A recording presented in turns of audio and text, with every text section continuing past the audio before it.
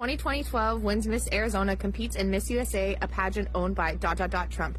Okay, want to know something really weird? So she had said in a podcast that she had never competed in pageants and had never done any modeling before, until one day she receives an invitation in the mail to become a model and start doing pageants.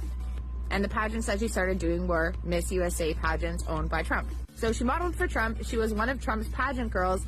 But did you know that she was also a casting director at the same time that she was doing all of this stuff for Trump? Now, she doesn't specify on her website if she worked as a casting director for Trump, but around the time that she was claiming to be a casting director, she also owned a ministry that was working with the U.S. military in Romania. The area in Romania where she was operating this ministry had a bunch of locals accusing these evangelical ministries of kidnapping children and trafficking them out of the country. These children were being found in the UK, in Israel, and were also being sent to undisclosed private islands. Locals demanded authorities look into it, but they never did. Now, Charlie Kirk really wanted the Epstein files released, but did his wife?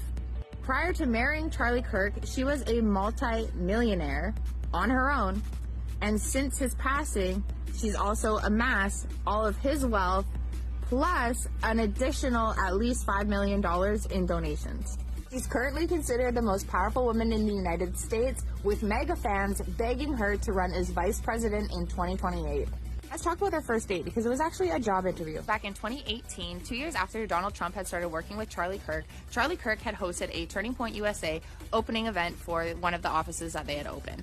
And Erika and Charlie Kirk were introduced to each other. Charlie Kirk instantly thought that she was beautiful, but thought that she was really smart. And allegedly, one of their mutuals had suggested that Charlie Kirk hire Erika. I'm assuming it was Donald Trump or someone on his team, because Donald Trump had signed on to work with Charlie Kirk, and Erika was already one of Donald Trump's employees. So it would make the most sense for Donald Trump and his team to encourage Charlie Kirk to hire Donald Trump's employees.